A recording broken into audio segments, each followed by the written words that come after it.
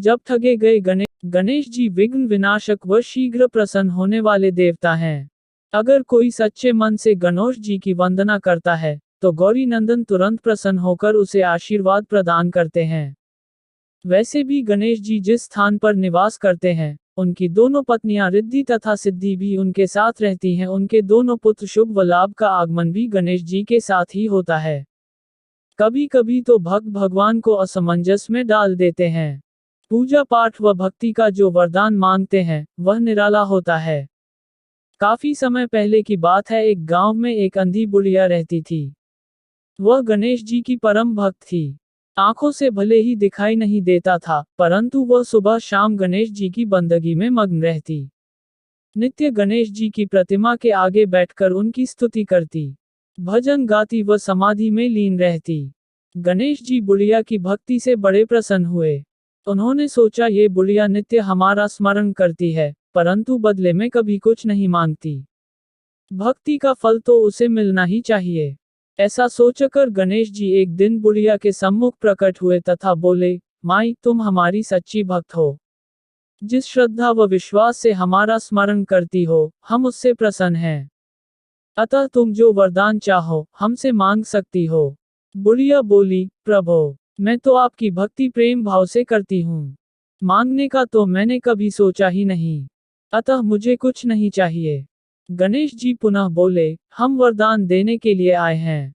बुढ़िया बोली, हे सर्वेश्वर, मुझे मांगना तो नहीं आता। अगर आप कहें, तो मैं कल मांग लूंगी। तब तक मैं अपने बेटे व बहू से भी सलाह मशविरा कर लूंगी। गणेश जी कल आने का वादा करके वापस लौट गए। बुढ़िया का एक पुत्र व बहू थे। बुढ़िया ने सारी बात उन्हें बताकर सलाह मांगी। बेटा बोला, माँ, तुम गणेश जी से ढेर सारा पैसा मांग लो। हमारी गरीबी दूर हो जाएगी। सब सुख चैन से रहेंगे। बुढ़िया की बहू बोली, नहीं, आप एक सुंदर पोते का वरदान मांगें। वंश को आगे बढ़ाने वाला भी तो चाहिए। बुढ़िया बेटे और बहू की बातें सुनकर असमंजस में पड़ गई। उसने सोचा, ये दोनों तो अपने अपने मतलब की बातें कर रहे हैं। बुढ़िया ने पड़ोसियों से सलाह लेने का मन बनाया। पड़ोसन भी नेक दिल थी। उसने बुढ़िया को समझाया कि तुम्हारी सारी जिंदगी दुखों में कटी है। अब जो थोड़ा जीवन बचा है, वह तो सुख से व्यतीत हो जाए। धन अथवा पोते का तुम क्या करोगी? अगर तुम्हारी आंखें ही नहीं हैं, तो ये संसारिक वस्तुएं तुम्हारे लिए व्यर्थ हैं।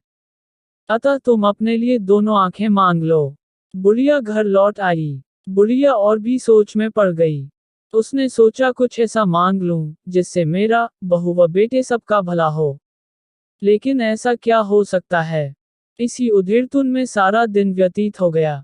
बुढ़िया कभी कुछ मांगने का मन बनाती, तो कभी कुछ, परंतु कुछ भी निर्धारित न कर सकी। दूसरे दिन गणेश जी पुनः प्रकट हुए तथा बोले, आप जो भी मांगेंगे, वह हमारी कृपा से हो जाएगा। ये हमारा वचन है। गणेश जी के पावन वचन सुनकर बुढ़िया बोली, हे गणराज, यदि आप मुझसे प्रसन्न हैं, तो कृपया मुझे मन इच्छित वरदान दीजिए।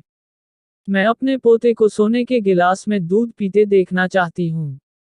बुढ़िया की बातें सुनकर गणेश जी उसकी सादगी व सरलता पर मुस्कुरा दिए। बोले, तुमने तो मुझे ठग ही लिया है। मैंने तुम्हें एक वरदान मांगने के लिए बोला था, परंतु तुमने तो एक वरदान में ही सब कुछ मांग लिया। तुमने अपने लिए लंबी उम्र तथा दोनों आंखें मांग ली हैं। बेटे के लिए धन व बहू के लिए पोता भी मांग लिया। पोता होगा, ढेर सारा पैसा होगा, तभी तो वह सोने के गिलास में दूध पिएगा। पोते को देखने के लिए तुम जिंदा रहोगी, तभी तो देख पाओगी। अब देखने के लिए दो आंखें भी देनी ही पड़ेंगी। फिर भी वह बोले, जो तुमने मांगा, वे सब सत्य होगा। यूं कहकर गणेश जी अंतर्ध्यान हो गए। कुछ समय पाकर गणेश जी की कृपा से बुढ़िया के घर पोता हुआ। बेटे का कारोबार चल निकला तथा बुढ़िया की आंखों की रोशनी वापस लौट आई। बुढ़िया अपने परिवार सहित सुखपूर्वक जीवन व्यतीत करने लगी।